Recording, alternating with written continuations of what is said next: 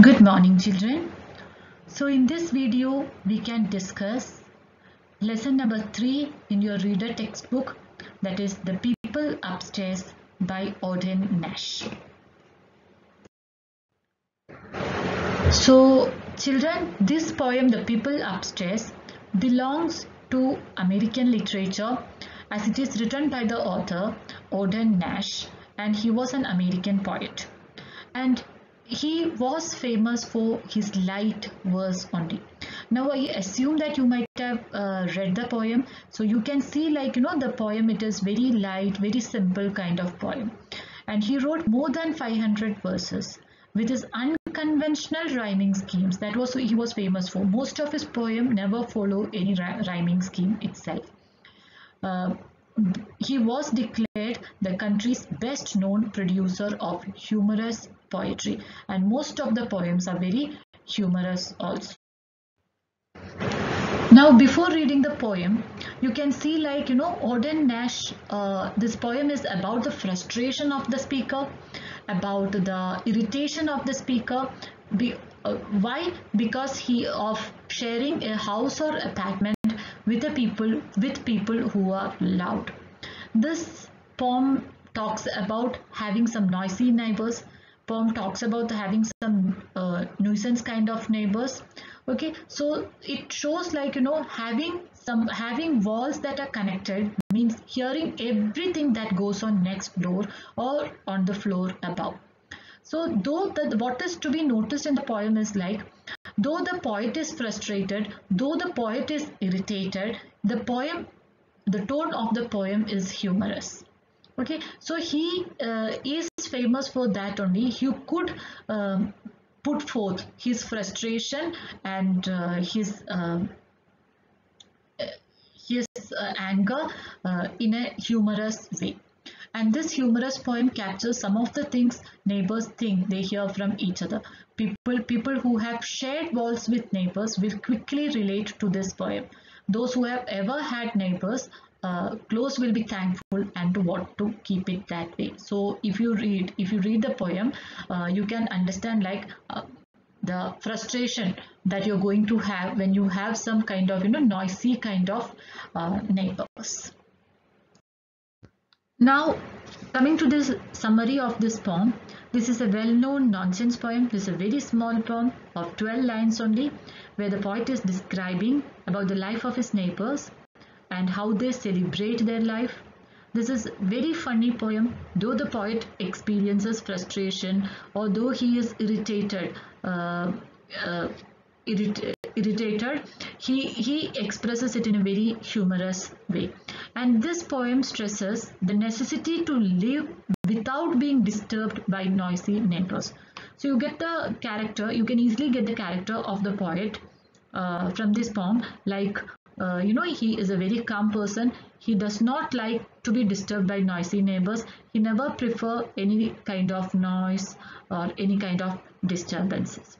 So now what is most important is here is despite his irritation or despite his frustration, the tone of the poem or the mood of the poem is entertaining or humorous, and the poem ends with a pleasing conclusion. Though the poet is about it is as it is said, though he is frustrated, though he is fed up with this fed up of this noisy neighbors, the poem ends in a pleasing note, because he ends it in a very funny way when he says I might love the people upstairs more. I love them, but now I love them more when if only they lived on another floor.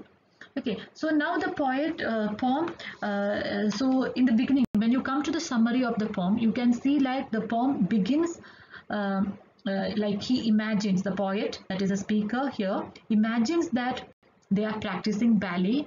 Their living room is a bowling alley.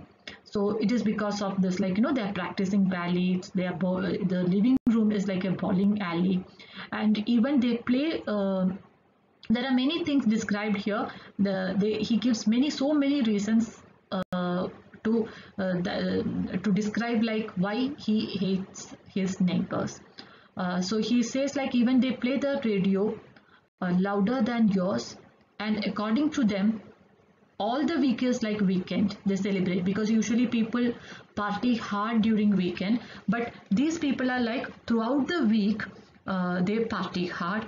And when they take a shower also, what happens, like your ceilings leak. And then here he says that apart from dance, practicing ballet, then bowling, though the living room they have made it into like bowling alley. Though apart from the playing music also loudly, apart from that, to make these parties more entertaining, you know what these people do? They distribute pogo sticks to their guest.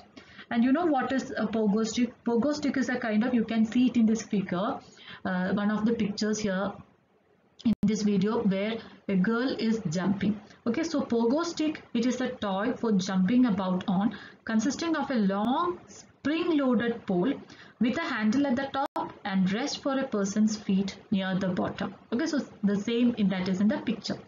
And when their fun at last abates, when all the fun of this party and everything reduces, when it is when the party is finished, what they do is like they go to the bathroom on roller skates. Okay, so this will again like when somebody that who is living in upstairs, when they move in roller skates and everything, and when there is it is so much irritating for you.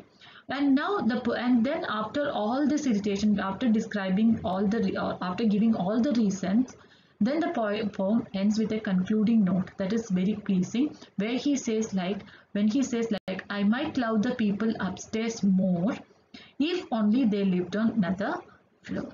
So the poem, as it is already said, this is a nonsense, well-known nonsense kind of poem without any kind of meaning or something. But if you read the poem very, very carefully, you will get a lot of meanings, because the character of the poet or the speaker also, you can see who prefers a very calm life. He's not that kind of fun-loving person, and you can see like the how much he hates his neighbors, and then what is the reason for his hatred also. And now coming to the rhyme scheme of the poem, you can see like ballet, alley, and then next all things. So it follows a rhyme scheme pattern: A, B, B, C, C, D, D, E, E, F, F.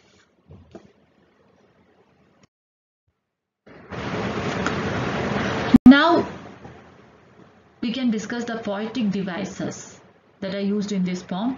That is another, like whenever we read a poem, we need to see how we can appreciate a poem.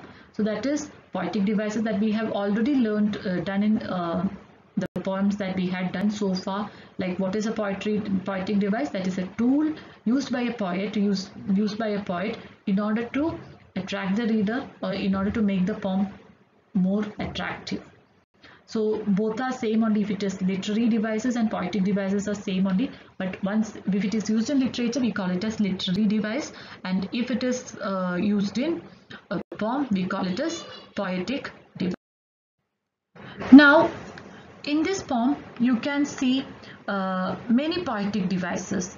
Okay, as it is already described, like the very beginning of the poem itself, you can see like the poet begins it like that where he compares his living room to a bowling alley, and so this is like comparison. So this is one important figure of speech in literature, or in that is metaphor.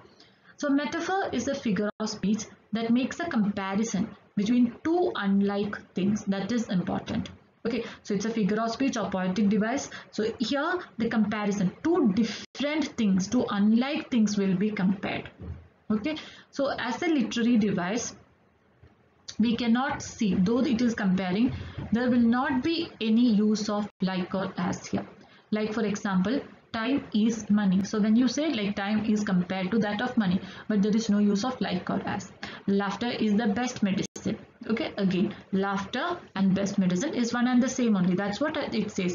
But you will not be able to see any the use of any like or as. And now if you see it in the poem, the very second line of the poem itself, that is the living room is a bowling alley. So here also you can see like living room is compared to that of bowling alley. So here also it is comparison is there, but there is no use of like or as. So there are many examples also, like if you can see like you are my sunshine, the world is a stage. So when you say the world is a stage also, he is like it is also saying the world is compared to stage without the use of the words like or as. He is a walking encyclopedia again. Okay, then you are my sunshine, as it is you is compared to sunshine. Okay, so these two objects, unlike objects, like as it is also the living room is at one extreme, whereas bowling alley is in another extreme. When I say you are my sunshine, you like a person is compared to that of sunshine, that is extremely two unlike things. The world is a stage, so the things will be different. Two different objects will be compared, comparison is made, but there will not be any use of like or as. I hope this is clear. Now alliteration, this is also a poetic device, figure of speech. More than that, it is a stylistic device. So as it is a stylistic device only, that you can see that alliteration will be used. You can see it in many ads like advertisements, then many kind of writing material. It's all these things you can see alliteration.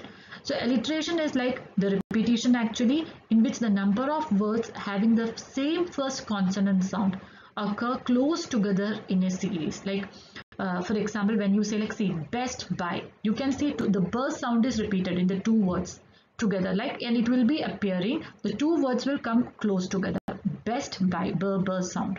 Coca-Cola, so again it is like k sound coming together. Now this is one of the famous examples for alliteration, that is she sells seashells on the seashore. So here sh, s sound is repeated. She sells seashells. Okay, and it is not necessary that it should come one after another only, even like it should be in series, that's it. And in the poem you can see like weekends all the week.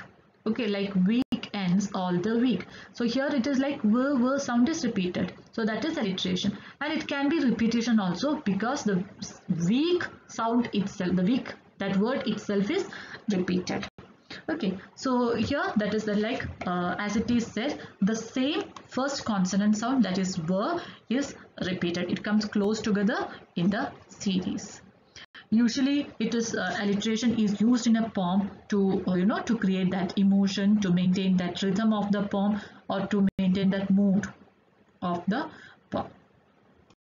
Now, okay, so children, the third poetic device that you can see in this poem is hyperbole.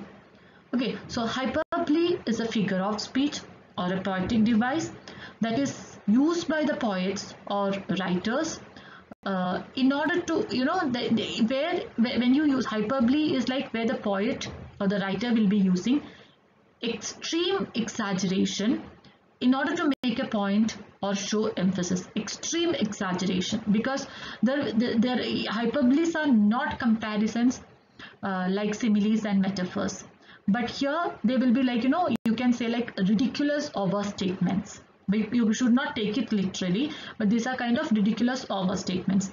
There will be extreme exaggeration, okay, in order to show that emphasis.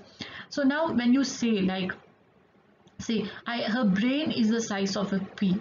So when you say like this, see her brain. So brain is, it is not the comparison here, but here it is like, what is given. So like the size of the pea is like an extreme exaggeration. So it is like, you are exaggerating things, overstatement. Okay, when you say like it is not at all possible for the brain to be the size of a pea. So when you say I have told you to clean your room 1,000,000 times, whether it is possible to say it 1,000,000 times, not possible. So this is exaggeration, just making some kind of overstatements. Here in the poem also you can see many examples when you say like, their living room is a bowling alley. So it is also like it is not at all possible for a living room to be a bowling alley, but it is an overstatement. And again there is like the very next sentence also, the bedroom is full of conducted toes. and then celebrate weekends all the week. That sentence also. So here also, that line also, it says like, is it possible to celebrate weekends throughout the week? Not possible. So it is an overstatement. Okay, just exaggerating in order to give that emphasis of the disturbance. So that is called hyperbole, an exaggerated statement.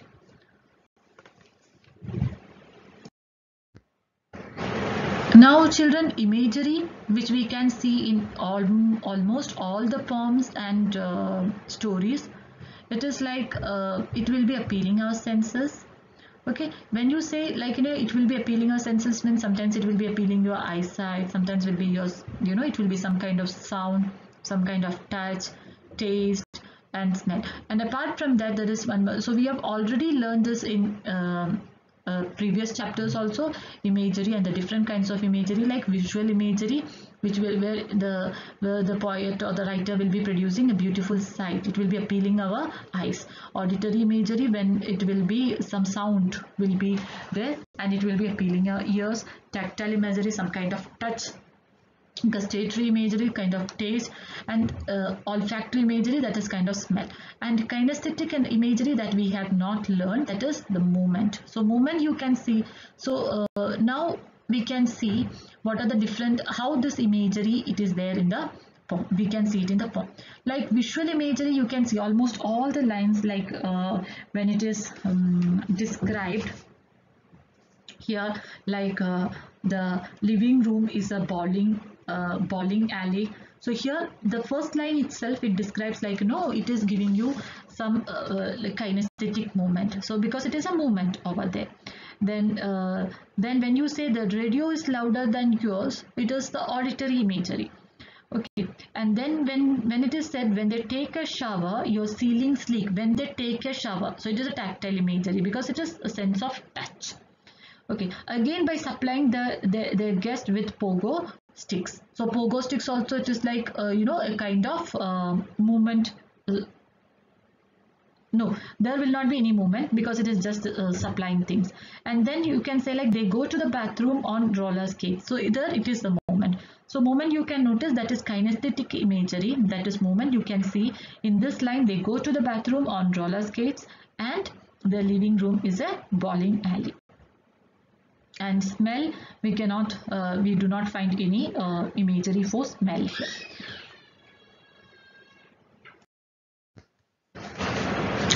Now children, this is one activity for you, that is imagery wheel. Okay, so in the next slide I will be showing you one picture where you need to first identify all the different types of imagery from the poem. Like now we have learned different kinds of imagery. So where it is like, some imagery I have discussed it here, some you need to find it out yourself. Okay, and then once you have done, you need to use a wool thread or colorful thread to decorate it.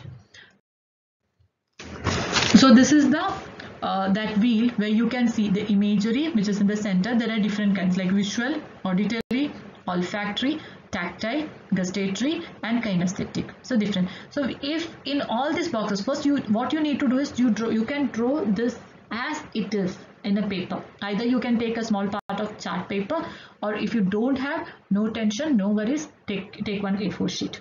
Okay, but draw this same as it is. And then what you need to do is like, in this first box, like visual, okay, here you can write like visual. In that yellow box you will just write visual, and then there you need to write the visual imagery that you had identified it from the poem. Okay, like when it is said, the people upstairs all practice ballet. So here it is like, so that you need to write. And then auditory imagery, if you come across any auditory imagery, like when you have, if you have identified any auditory imagery, like their radio is louder than yours, that you can mention in that box. If there is any more auditory imagery, that also again you can notice it in that. Once you have done, once you have identified, once you have marked everything, then you can decorate it using a wool thread or any colorful threads. Like it is up to you. Like this instead of this different arrow marks that I have given, you can use the color threads or wool threads. because it will appear beautiful. Then the rest, it is your creativity. Okay, thank you.